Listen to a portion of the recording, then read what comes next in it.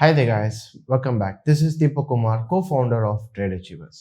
இந்த வீடியோவில் என்ன பார்க்க போகிறோம்னு பார்த்தீங்கன்னா, சார் உங்களுக்கு போன வீடியோவில் போட்டிருப்பாங்க யூஎஸ் டெப்ட் அந்த விஷயங்களை பற்றிலாம் போட்டிருக்காங்க. அதில் நிறைய பேர் நிறைய கொஸ்டின்ஸ் அரைஸ் ஆகிருக்கு. அந்த கொஸ்டின்ஸை இன்றைக்கி நான் ஃபுல்லாக ஆன்சர் பண்ண போகிறேன். நிறைய கிளாரிஃபிகேஷன்லாம் உங்களுக்கு கொடுக்க போகிறேன். ஒரு கொஸ்டினாக பார்க்கலாம். இந்த கொஸ்டின் முடிச்சுட்டு உங்களுக்கு என்ன கொஸ்டின்ஸ் இருக்குன்னா கூட நீங்கள் கமெண்ட் செக்ஷனில் போடுங்க. நான் எல்லாத்தையும் முடிஞ்சால் கிளியர் பண்ண ட்ரை பண்ணுறேன். ஸோ ஃபர்ஸ்ட் கொஸ்டின் என்னென்னு பார்த்தீங்கன்னா, எல்லாரும் முக்கால்வாசி பேர் கேட்ட கொஸ்டின் என்னன்னா, சார் நீங்கள் சொல்லிட்டீங்க, ஆனால் அமெரிக்கா மார்க்கெட் இன்னும் பாசிட்டிவில் தான் இருக்குது, இன்னும் December 3 ஒரு ரிஃப்ளெக்ஷனுமே காட்டலையே அப்படின்ற மாதிரி. ஏன்னா இப்பயும் பார்த்தீங்கன்னா ஆல் டைம் ஹையில் வேறு இருக்குது, இப்போ என்ன பண்ணுறது அப்படின்ற மாதிரி கேட்டிருக்கீங்க. இப்போது லெட்ஸே அமெரிக்கா ஆல் டைம் ஹையில் இருக்குதுன்னு சொல்கிறோம், கரெக்டு தான்.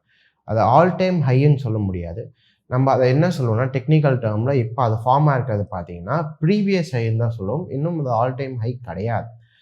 இன்னொன்று பார்த்தீங்கன்னா, இப்போ பேனிக் இப்போ மக்களை உடனே இப்போ மார்க்கெட் கீழே வரப்போகுதுன்னா இன்ஸ்டியூஷன் உடனே செல் பண்ண மாட்டாங்க, பொறுமையாக தான் செல் பண்ணுவோம். ஏன்னா ரீட்டைல் ட்ரேடர்ஸ் வாங்கணும்.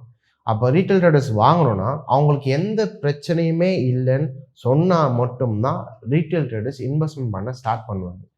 அப்போது ரீட்டைல் ட்ரேடர்ஸ் நிறைய பேரை நம்ப வச்சு வாங்க வச்சுட்டு கடைசியில் அவங்களுக்கு எக்ஸ்பெக்ட் பண்ணுற அந்த அமௌண்ட் ஆஃப் ரீட்டைல் ட்ரேடர்ஸ் வந்தோடனே எல்லாத்தையும் என்ன பண்ணுவாங்க, கொடுத்துட்டு வெளில வந்துடுவாங்க.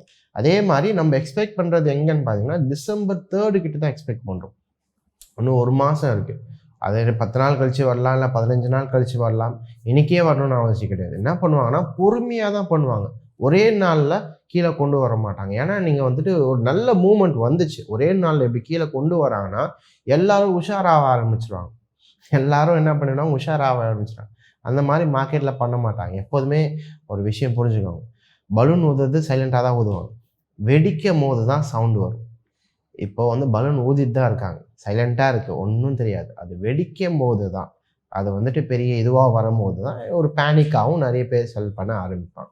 அதனால் பார்த்தீங்கன்னா December 3 அப்புறமா தான், அது ஒரு 10 நாள் முன்னாடி கூட எக்ஸ்பெக்ட் பண்ணலாம், 15 நாள் முன்னாடி கூட எக்ஸ்பெக்ட் பண்ணலாம். அந்த ரேஞ்ச் கிட்ட தான் நம்ம கீழே இறங்க ஸ்டார்ட் பண்ணுவோம். அதனால் இப்போதைக்கு அப் ட்ரெண்டில் இருக்கிறதுனால நம்ம நம்ப முடியாது. இப்போ மார்க்கெட் அப் ட்ரெண்டில் இருக்கான்னா எத்தனை நாள் நம்ம நம்பிட்டு இருக்க முடியும்? இன்வெஸ்டர்ஸுக்கு தெரியாதா அமெரிக்காவோட கண்டிஷன் எப்படி இருக்குன்ட்டு? அதனால் என்ன பண்ணுவாங்கன்னா எல்லோரும் வெளில வரதுக்கான டைம் தான். அதனால் நீங்களும் கொஞ்சம் உஷாராக இருங்க. ஸோ நெக்ஸ்ட் கொஸ்டின், ஆல்ரெடி இப்போது அமெரிக்கா விழுந்துச்சு, அதனால் நெக்ஸ்ட் கொஸ்டின் என்ன கேட்டிருக்கேன்னா, சைனா மார்க்கெட் என்ன சார் பண்ணலாம்? ஏன்னா அமெரிக்காவுக்கு அடுத்தது பார்த்தீங்கன்னா எல்லாரும் சொல்கிற ஒரு விஷயம் என்னென்னா சைனாவில் எல்லாம் பண்ணலாம், அதில் அதுவும் ஃபாலோ ஆகுமா அப்படின்ற மாதிரி கேட்டிருங்க. இப்போது சைனா எடுத்துக்கிட்டிங்கன்னு வச்சுக்கோங்களேன். இப்போ அமெரிக்கா விழுதுன்னா சைனா கூட நம்ம எக்ஸ்பெக்ட் பண்ணலாம். இப்போ சைனா நிறைய விதத்தில் விழுறதுக்கான சான்சஸ் இருக்குது. இப்போ பார்த்தீங்கன்னா நம்மளுக்கு க்ரைசிஸில் நிறைய க்ரைசிஸ் இருக்குது. இப்போ மணி கிரைசிஸ்ன்னு ஒன்று சொல்லுவாங்க, ஃபுட் கிரைசிஸ்ன்னு ஒன்று சொல்லுவாங்க, எனர்ஜி கிரைசிஸ்ன்னு ஒன்று சொல்லுவாங்க. அது மாதிரி நிறைய விஷயங்கள் இருக்குது. அதனால் இப்போது சைனா எனர்ஜி கிரைசிஸை ஃபேஸ் பண்ணிகிட்ருக்கு. அது எத்தனை பேர் தெரியும் தெரியல. எனர்ஜி கிரைசிஸ் என்ன ஆச்சுன்னா, கோல் வச்சு எலக்ட்ரிசிட்டியை ஃபார்ம் பண்ணிகிட்டு இருந்தாங்க. கொஞ்சம் கோல் கம்மியாச்சு, அதனால் என்ன பண்ணால் டீசல் யூஸ் பண்ணி எலக்ட்ரிசிட்டி இது பண்ணிகிட்டு இருந்தாங்க, கேதர் பண்ணிகிட்டு இருந்தாங்க. இப்போது கோலும் இல்லை, டீசலும் இல்லை. அதனால் சைனாவில் பார்த்தீங்கன்னா நிறைய இடத்துல அவங்களுக்கு ஷட் டவுன்ஸ் இருக்குது, எலக்ட்ரிசிட்டி கரண்ட் ஷட் டவுன்ஸ் போட்டுட்ருக்காங்க. அதனால் நிறைய பிஸ்னஸ் இப்போது பாதிக்கப்பட்டு, நிறைய இண்டஸ்ட்ரீஸ் நிறைய பாதிக்கப்பட்டுருக்கு. அதனால் பார்த்தீங்கன்னா சைனாவில் எனர்ஜி கிரைசிஸ் சைனாவில் மட்டும் கிடையாது, நம்ம இந்தியாவும் ஃபேஸ் பண்ணிகிட்ருக்கோம். இந்தியாவும் எனர்ஜி கிரைசிஸ் தான் இருக்குது. ஏன்னா கோல் பார்த்தீங்கன்னா கம்மியாக இருக்குது. நாளைக்கு என்ன சொல்லியிருக்காங்கன்னா, ஆஸ்திரேலியாவில் வாங்கலாம், அந்த விஷயங்கள் இங்கெங்கே வாங்கிக்கலாம் அப்படின்ற மாதிரி சொல்லியிருக்காங்க.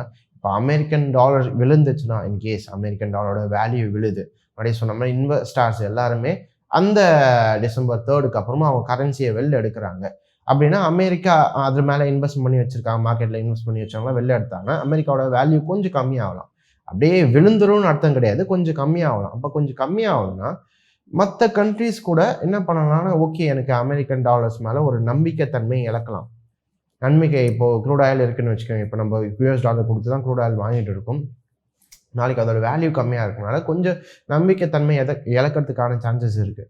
அப்போ அதனால் கூட உங்களுக்கு என்ன ஆகலாம்னா, க்ரூட் ஆயிலோட ப்ரைஸை ஏற்றி விற்கலாம், ஏற்றுறதுக்கான சான்சஸ் இருக்குது. ஏன்னா நீங்கள் நிறைய இடத்துல இப்போ ஆயிலுக்கு நம்மளுக்கு அதுக்கும் க்ரைசிஸ் இருக்குது, நேச்சுரல் கேஸும் க்ரைசிஸ் இருக்குது. இப்போ அமெரிக்காவில் நிறைய பேர் சொல்லியிருக்காங்க என்னென்னா, December மாதம் இந்த வின்டர் அப்போது நேச்சுரல் கேஸோட ப்ரைஸஸ் வந்துட்டு ஐ திங்க் மினிமம் 30% இல்லை டபுள் ஆகுமா அப்படின்ற மாதிரி சொல்லியிருக்காங்க. நீங்கள் சும்மா போய் செக் பண்ணி பாருங்கள். வேணா ஸ்க்ரீனில் வேணா போடுறேன். என்னென்னா 30% மினிமம் 30% ஆனாலே மேலே நல்லா போகும். டபுள்லாம் ஆச்சுன்னா என்ன ஆயிருக்கும் பாருங்க. அப்போது ஏன்னா வின்டர் வரதுனால நேச்சுரல் கேஸஸோட ப்ரைஸ் எல்லாம் ஏறதுக்கான சான்சஸ் இருக்குது. கமாடிட்டிஸ் எல்லாமே ஏறதுக்கு சான்சஸ் இருக்குது. நம்ம நிறைய கிரைசிஸும் ஃபேஸ் பண்ணிகிட்ருக்கோம். நிறைய உலகத்தில் பார்த்தீங்கன்னா நிறைய இடத்துல ஃபுட் கிரைசிஸும் இருக்குது. இப்போது நம்மளுக்கு தெரியல, நம்ம வந்து ஜாலியாக இருக்கும், என்ன சார் எதுவுமே இல்லை நீங்கள் சும்மா சொல்கிறீங்க அப்படின்ற மாதிரி சொல்கிறீங்க. நீங்கள் நியூஸ் எடுத்து பார்த்தா தான் தெரியும் உங்களுக்கு. நிறைய இடத்துல ஃபுட் கிரைசிஸ், எனர்ஜி கிரைசிஸ் எல்லாமே போயிட்டுருக்கு. மணி கிரைசிஸ் கூட இப்போ பார்த்தீங்கன்னா அமெரிக்கா வந்துட்டு அந்த 1970 வந்த மணி கிரைசிஸ், அந்த விஷயங்கள், கோல்டு ஸ்டாண்டர்ட் நேற்றுக்கு நம்ம என்ன நினச்சிட்டோம், அமெரிக்கா வந்து ஸ்ட்ராங் ஆகிடுச்சு, ஸ்ட்ராங்கான கண்ட்ரின்னு நினச்சிட்ருக்கோம். இன்னும் அவங்க கிரைசிஸில் தான் இருக்காங்க. ஏன்னா 1970 அவங்க டெம்பரரியாக கட் பண்ண அந்த கோல்டு நேற்றுக்கு அவங்க ஸ்ட்ராங்காக இருந்திருந்தாங்கன்னா திருப்பி கொண்டு வந்திருக்கலாமே. உண்மையான கண்ட்ரி உண்மையாக ஸ்ட்ராங்காக இருக்கான்னா கோல்டை கொண்டு வந்திருக்கலாமே. கோல்டு ஸ்டாண்டர்ட் திருப்பி கொண்டு வந்திருக்கலாம். அப்போ இன்னும் கொண்டு வரலை. ஏன்னா கொண்டு வர முடியல அவங்களால. கோல்டு ஸ்டாண்டர்டை கொண்டு வர முடியல. அப்போ இதை வச்சு நம்மளால் வந்து அமெரிக்கா ஸ்ட்ராங்காக இருக்குன்னு நம்மளால் சொல்ல முடியாது.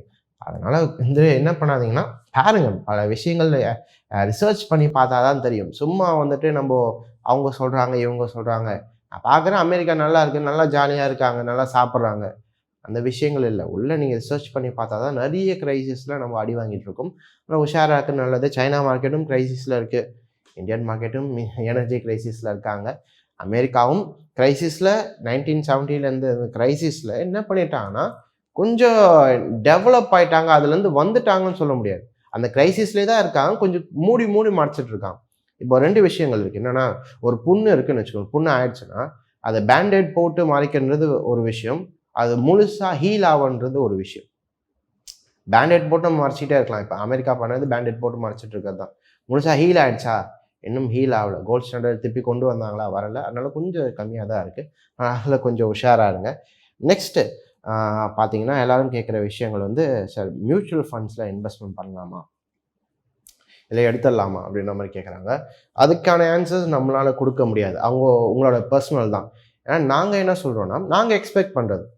இப்போது நீங்கள் அதை ஃபாலோ பண்ணணும்னு அவசியம் இல்லை. நாங்கள் யாருமே கம்பல் பண்ணல. எங்களோட பாயிண்ட் ஆஃப் வியூவை எங்கள் வியூவர்ஸ்க்காக நாங்கள் கொடுக்குறோம். எங்களோட பாயிண்ட் ஆஃப் வியூவிலேருந்து நாங்கள் December 3 வரதுனால ஓகே கீழே வரலாம் அப்படின்னு நம்ம எக்ஸ்பெக்ட் பண்ணுறதுனால நாங்கள் என்ன பண்ணிட்டோம், நாங்கள் வச்சிருந்த ஷேர்ஸ் எல்லாம் செல் பண்ணிட்டோம். அதனால் நம்ம என்ன பண்ணுறதில்ல, இப்போ வந்து ட்ரேட் பண்ண ஆரம்பிச்சிடலாம்.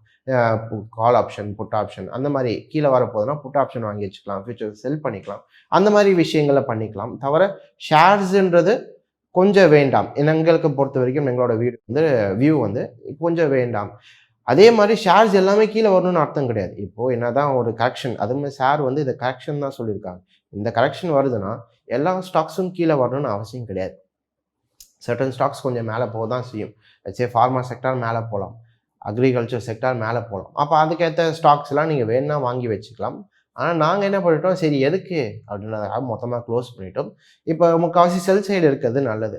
அதனால் எங்களோட பாயிண்ட் ஆஃப் வியூ, நாங்கள் ஷேர் மார்க்கெட்டில் வந்து ஷேர்ஸ் வாங்குறது கிடையாது, ட்ரேட் பண்ண ஸ்டார்ட் பண்ணிட்டோம். புட் சைட்லாம் வர ஆரம்பிச்சிட்டோம். உங்களுக்கு அதே மாதிரி தான் மியூச்சுவல் ஃபண்ட்ஸில் இன்வெஸ்ட் பண்ணலாமனா அது வந்து உங்களுடைய பர்சனல் தான். உங்களுக்கு பர்சனலாக உங்களுக்கு நம்பிக்கை இருக்குன்னா தைரியமாக போங்க.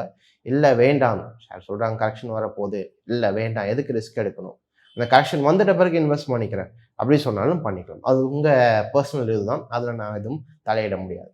ஓகே, நெக்ஸ்ட்டு கொஸ்டின் பார்த்தீங்கன்னா நிறைய பேர் கேட்டது வந்து, சார் கோல்டு பீஸில் இன்வெஸ்ட்மெண்ட் பண்ணலாமா, பை பண்ணலாமா அப்படின்ற மாதிரி கேட்டிருக்கீங்க. இப்போ கோல்டு பீஸு, இடிஎஃப், பாண்ட்ஸு, இந்த விஷயங்கள்லாம் பார்த்தீங்கன்னா ஆன்லைனில் வாங்குறது, இந்த விஷயங்கள்லாம் அவாய்ட் பண்ணுறதுன்னு நல்லதான்.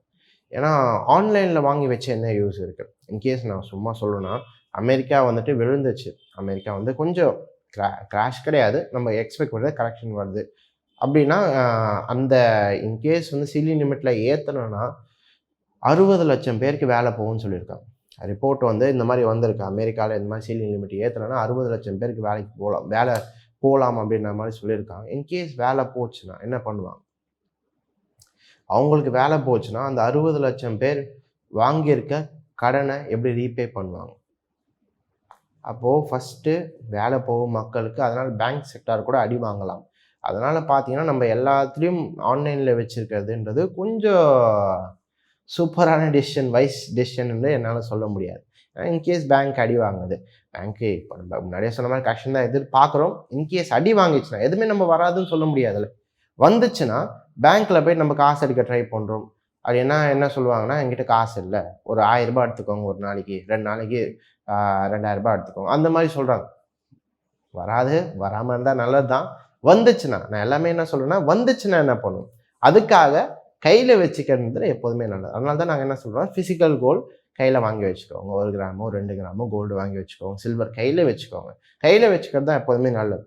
நல்லா போட்டுக்கணும். டிஸ்க்ளைமர் நான் திருப்பி போடுறேன். என்னன்னா, இதெல்லாம் வருமான்னு தெரியல. ஆனா சான்சஸ் இருக்கு. நம்ம பார்த்துருக்கோம். ஹிஸ்ட்ரியில பார்த்துருக்கோம். அதனால வந்துச்சு. பேங்க் அடி வாங்குறாங்க. அப்ப நம்ம காசு எடுக்கிறது கூட கொஞ்சம் கஷ்ட நிலைமை வரலாம். அதனால கோல்டு பீஸு அந்த விஷயங்கள்லாம் இதுவும் நான் பர்சனல் தான். நீங்க வேணும்னா நான் அட்வைஸ் மட்டும் குடுக்குறேன். என்னன்னா, பிசிக்கல் வாங்கி வைக்கிறது நல்லது. இல்ல சார் எனக்கு நம்பிக்கை இருக்கு அப்படின்னு சொன்னீங்கன்னா, நீங்க போலாம். ஸோ இப்போதைக்கு நம்ம ஒரு 4 கொஸ்டின்ஸ் வந்து நம்ம கவர் பண்ணியிருக்கோம். இந்த மாதிரி உங்களுக்கு நிறைய கொஸ்டின்ஸ் இருக்கு. நிறைய விஷயங்கள் இருக்கு. அதே மாதிரி இன்னொருத்தர் கேட்டிருந்தார். என்னன்னா, சார் இந்த மாதிரி டைம்ல டெக்னிக்கல் ஒர்க் ஆகுமா? சரி அந்த கொஸ்டின் மட்டும் பார்த்து முடிச்சிடலாம். ஏன்னா அதுதான் முக்கியம். ஏன்னா இந்த கரெக்ஷன்லாம் வருது. ஆனா டெக்னிக்கல் ஒர்க் ஆகுமா? அது முக்கியம் இல்ல. இந்த மாதிரி டைம்லயும் டெக்னிக்கல் அழகா ஒர்க் ஆகும். என்னதான் கிராஷ் வந்தாலும் சரி, என்ன விஷயங்கள் வந்தாலும் சரி, அந்த இடத்துல டெக்னிக்கல் அழகா ஒர்க் ஆகும். ஏன்னா நம்ம கரெக்ஷன்ன்றது வந்து பார்த்தீங்கன்னா, டவுன் ட்ரெண்ட்ல தான் நம்ம எக்ஸ்பெக்ட் பண்றது அந்த கீழ வருதுன்னு சொல்றோம்ல, அது முக்காவாசி டவுன் ட்ரெண்ட்ல தான் வரும். ஆனா டவுன் ட்ரெண்ட்ல இருக்கும்போது, யாருனாச்சும் போய் பை பண்ணுவாங்களா? கண்டிப்பா பை பண்ண மாட்டாங்க. செல் தான் பண்ண போறாங்க. அப்ப செல் பண்ணா நீங்க என்ன பண்ண போறீங்க? ப்ராஃபிட் தான் பண்ண போறீங்க. அதெல்லாம் நீங்க வரி பண்ணிக்கணும்னு அவசியம் கிடையாது. என்னன்னா கரெக்டான ட்ரெண்ட்ல இருந்தீங்கன்னா. டெக்னிக்கல் அழகா காமிச்சிரும். டவுன் ட்ரெண்ட்ல இருக்கு. செல் பண்ணிக்கோங்க அப்படின்னு அழகா காமிச்சிரும். தெரியாத மக்கள் தான் என்ன பண்ணுவாங்கன்னா, போயிட்டு ஓகே இது டவுன் ட்ரெண்ட், அப் ட்ரெண்ட்லாம் தெரியாது. ஏதோ ஒண்ணு வந்துச்சு, அப்படியே மேலே ஏறி கீழே இறங்கு அந்த மாதிரிலாம் பண்ணீங்கன்னா, கண்டிப்பா அடி வாங்குவீங்க. உங்களுக்கு டெக்னிக்கல் ஒழுங்கா தெரியும். நீங்க செல் பண்றீங்கன்னா, உங்களுக்கு எந்த ஒரு பிரச்சனையும் கிடையாது. நல்லா புரிஞ்சுக்கோங்க. டெக்னிக்கல் படிச்சவங்க, ஒழுங்கா மார்க்கெட்ல வந்து இந்த ப்ரொஃபஷனல் ட்ரேடர்ஸ்லாம் எப்போதுமே 2 விஷயம் பண்ணுவாங்க. ஒண்ணு, நல்ல டவுன் ட்ரெண்ட்ல இருக்குன்னா, செல் பண்ணி ப்ராஃபிட் பண்ணுவாங்க. இல்லன்னா, பை பண்ணாம, லாஸ் பண்ணாம சும்மா உட்காருவாங்க. புரியுதா என்ன சொல்ல வரேன்ட்டு? ஒண்ணு கரெக்டான சைடுல ப்ராஃபிட் பண்ணியிருப்பீங்க. இல்ல ஆப்போசிட் சைடு போகாம லாஸ் பண்ணாம சும்மா உட்காருவீங்க. ஆனா டெக்னிக்கல் படிச்சவங்களுக்கு எப்போதுமே அட்வான்டேஜ் தான். என்னன்னா, அப் ட்ரெண்ட்ல வந்துட்டு நம்ம ப்ராஃபிட் பண்ணலாம். டவுன் ட்ரெண்ட்ல வந்து ஃபார்ச்சூனே எடுக்க முடியும். நல்ல ஒரு ஐஸ்வர்யமே சம்பாதிக்க முடியும். அதனால இப்போ உங்களுக்கு சம்பாதிக்க நல்ல ஒரு டைம். நிறைய பேர் யோசிப்பாங்க, என்ன சார் இந்த மாதிரி டைம்ல வந்துட்டேனே அப்படின்ட்டு. ஐயோ! நல்லா அப் ட்ரெண்ட்ல இருந்துச்சு. அப்ப மிஸ் பண்ணிட்டு இந்த மாதிரி டைம்ல வந்துட்டேனே அப்படின்னு யோசிப்பாங்க. இதுதான் பெஸ்ட் டைம். நீங்க டவுன் ட்ரெண்ட்ல தான் ட்ரேடர்ஸ்க்கான ப்ராஃபிட் பண்ற நல்ல டைம். நீங்க ட்ரேடரா இருக்கீங்கன்னா என்ன பண்ணிக்கலாம், நீங்க செல் பண்ண ஆரம்பிச்சுலாம் நல்லா ப்ராஃபிட் பண்ண ஆரம்பிச்சலாம். அதே மாதிரி இன்ட்ராடேல வந்துட்டு அவ்வளோ ப்ராஃபிட் பண்ண முடியுமான்னு எனக்கு தெரியல. இந்த மாதிரி டைம்லலாம். ஏன்னா இன்ட்ராடே எடுத்தீங்கன்னா, ஒரு நாளைக்கு அவன் நிஃப்டி எடுத்தீங்கன்னா 50 பாயிண்ட் தான் விழுறானா, 50 பாயிண்ட்க்கான ப்ராஃபிட் தான் வரும். ஆனா நிஃப்டி வந்து ஒரே நாள்ல விழுந்துருக்க மாட்டான். இந்த கரெக்ஷன்லாம் வருது வந்து இந்த லெட்ஸ் சே ஷேர் சொல்ற இந்த 10%லாம் ஒரே நாள்ல வரமாட்டான். இட் மே டேக் 3 மந்த்ஸ் ஆகலாம், 4 மந்த்ஸ் ஆகலாம். அப்போ 4 மந்த்ஸ் கழிச்சு தான் வருவான்னா, நம்ம என்ன பண்ணலாம், பொசிஷன் ட்ரேட் எடுத்து வச்சிருக்கீங்க, கான்ட்ராக்ட் தள்ளி வச்சிருக்கீங்க. இல்ல வந்து ஆப்ஷன்ல போயிட்டு 3 மாசம் இருக்க தள்ளி இருக்க கான்ட்ராக்ட்ல ஒரு அந்த பிரைஸ்ல வந்து புட் ஆப்ஷன் வாங்கி வச்சிருக்கீங்க. அந்த மாதிரி பண்ணா மட்டும் தான் என்ன பண்ண முடியும், உங்களால ஹியூஜ் ப்ராஃபிட்ஸ் பிடிக்க முடியும். ட்ரேடே பண்ணுங்க, ஒன்றும் பிரச்சனை இல்ல. நீங்க நல்லா பல்கா பிடிக்கணும் அப்படின்னு நினைச்சீங்கன்னா, தள்ளி இருக்க கான்ட்ராக்டோ இல்ல 1 மாச கான்ட்ராக்டோ அந்த மாதிரி விஷயங்கள் வாங்கி வச்சீங்கன்னா மட்டும்தான் ப்ராஃபிட் பண்ண முடியும். அதனால ஃபார்ச்சூன் பண்றதுக்கான நல்ல டைம். பயப்படணும்னு அவசியம் கிடையாது. நிறைய பேர் வந்து பேனிக் ஆகுறாங்க. ஐயோ! நீங்க சொல்லிட்டீங்களே என்ன சார் ஆகும்? பேனிக்லாம் ஆவாதீங்க. பொறுமையா இருங்க. ஒண்ணும் பிரச்சனை இல்ல. கத்துக்கோங்க. ஒழுங்கா பண்ணுங்க. இன்கேஸ் இப்ப நான் அந்த சொன்ன விஷயங்கள் ட்ரெண்ட் ரிவர்சல் ட்ரெண்டெல்லாம் கத்துக்கணும்னு நினைச்சீங்கன்னா, நம்ம ட்ரேட் வச்சு கிளாஸஸ் எடுத்துட்டு இருக்கோம். இதுக்கான கிளாஸஸ் பார்த்தீங்கன்னா, எவ்ரி மண்டே உங்களுக்கு வந்துட்டு லைவ்ல வந்து கிளாஸஸ் ஸ்டார்ட் ஆகும். சென்னை, கோயம்புத்தூர் அண்ட் பெங்களூர்ல உங்களுக்கு எவ்ரி மண்டே உங்களுக்கு கிளாஸஸ் ஸ்டார்ட் ஆகும். அது இல்லாம நம்மளுக்கிட்ட வந்து ஆன்லைன் கிளாஸஸும் இருக்கு. அதுக்கான டேட்ஸ் வந்து கீழே ஸ்க்ரோல்ல இருக்கு. அதுலயும் நீங்க என்ரோல் பண்ணிக்கலாம். எவ்ரி சாட்டர்டே நம்மளுக்கு பார்த்தீங்கன்னா, வீக்கெண்ட் பேட்சஸும் இருக்கு. நீங்க இல்ல சார் என்னால வேலைக்கு வர முடியாதுன்னு நினைச்சீங்கன்னா, வீக்கெண்ட் பேட்சஸும் வந்து அட்டெண்ட் பண்ணிக்கலாம். ஒண்ணும் ப்ராப்ளம் கிடையாது. நம்ம கிளாஸஸ் சொல்லிக் கொடுத்துருக்கோம். என்னென்ன பண்ணணும், என்னென்ன பண்ணக்கூடாது. அந்த விஷயங்கள் சின்ன சின்ன நுணுக்கங்கள் எல்லாமே உங்களுக்கு சொல்லித் தரும். உங்களுக்கு வேணும்னா வந்து என்ரோல் பண்ணிக்கோங்க. ஸோ இன்னைக்கு பார்த்தீங்கன்னா, முக்கால்வாசி இம்பார்ட்டன்ஸான கொஸ்டின்ஸ்லாம் நான் ஆன்சர் பண்ணியிருக்கேன். அப்படி இன்னும் உங்களுக்கு நிறைய கொஸ்டின்ஸ் இருக்குன்னா, கீழே கமெண்ட் பாக்ஸில் நீங்கள் வந்துட்டு எழுதுங்க. அப்படி நான் ஃப்ரீயாக இருந்தேன்னா அதுக்கும் நான் ரிப்ளை பண்ணுறேன். ஸோ ஆல்ரைட் கைஸ், இந்த வீடியோ உங்களுக்கு யூஸ்ஃபுல்லாக இருக்கும்னு நினைக்கிறேன். தேங்க்ஸ் ஃபார் வாட்சிங். பாய்.